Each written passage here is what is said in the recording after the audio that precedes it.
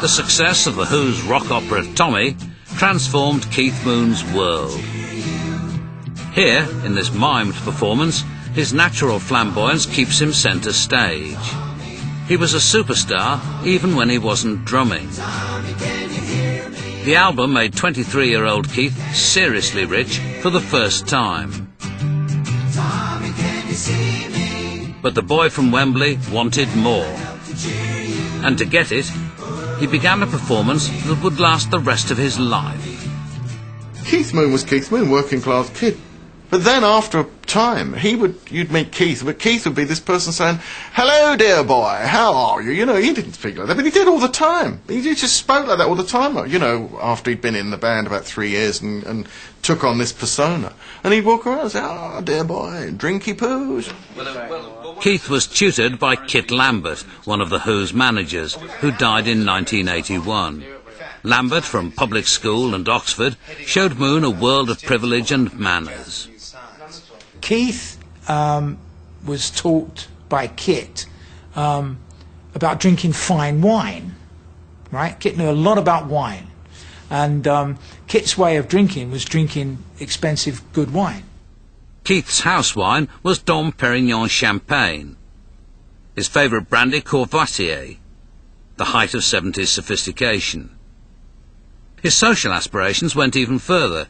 At one point, he offered £5,000 to buy a title for his wife. He turned into this person that used to dress up in all these sort of quilted silk dressing gowns and cigarettes. You know, he'd walk around. And he believed it himself. He believed it, I think. You know, he was that person. He lost it. He lost touch with reality. This was the beginning of what was described as the mad world of Moon the Loon. There were now longer intervals between albums and tours for The Who. To fill the time, Keith surrounded himself with a coterie of other crazy rock stars.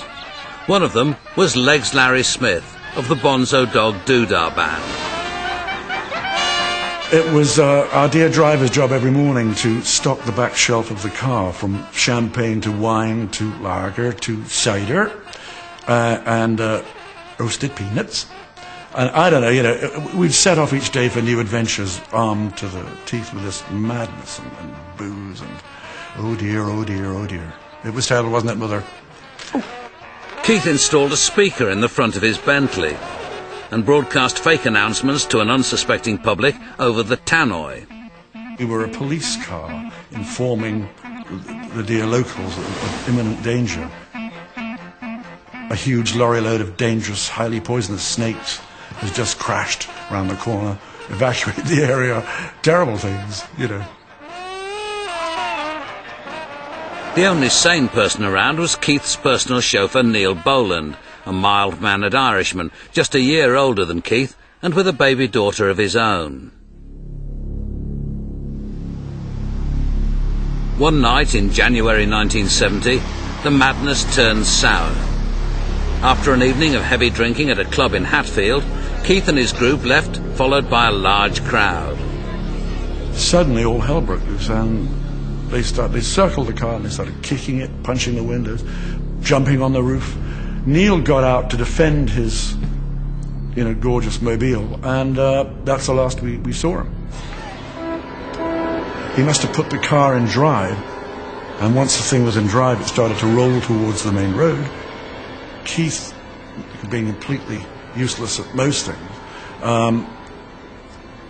sort of slid over to try and steer the thing. And I jumped over from the back, leaning over Keith, to steer it, to guide it into the main road, to guide it down away from these loonies, which were still jumping and screaming and yelling and kicking all over the bloody car.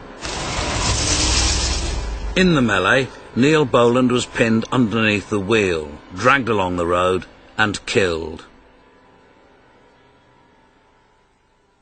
Moon was breathalyzed and found to be many times over the limit, as well as driving without a licence.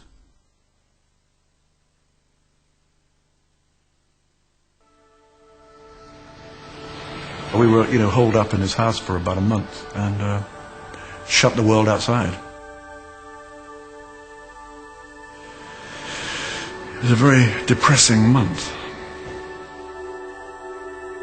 The inquest cleared Keith of any blame, but Neil Boland's family didn't agree, and nor, in his heart, did Keith.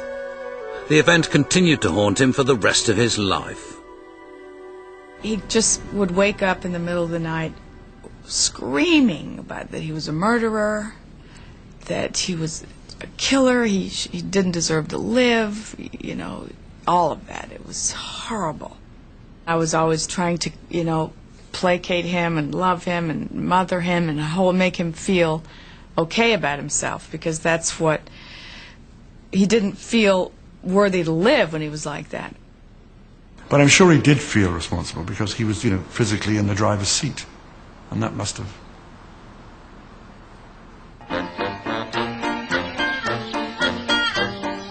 But at the time, Keith appeared to take it rather more lightly.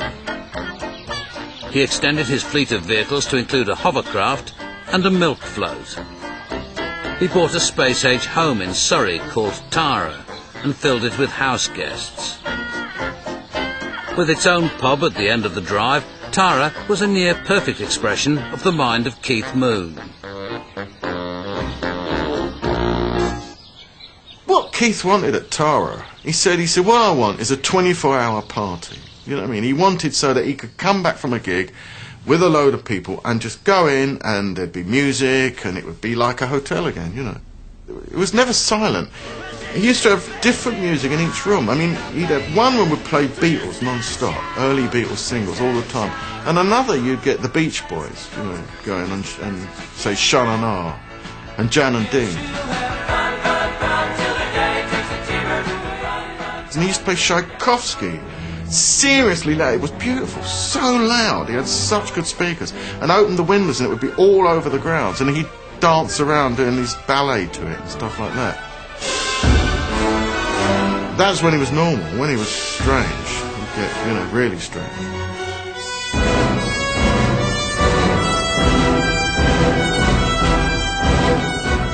Visitors from the outside world were confused by what they found at Tara.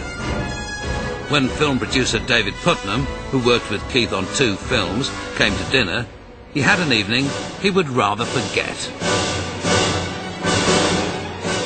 My wife and I arrived there in a rather sort of pretty middle-class way and walked through the door, and there were 3 or 4 people asleep on the floor. I remember 2 of them were airline pilots.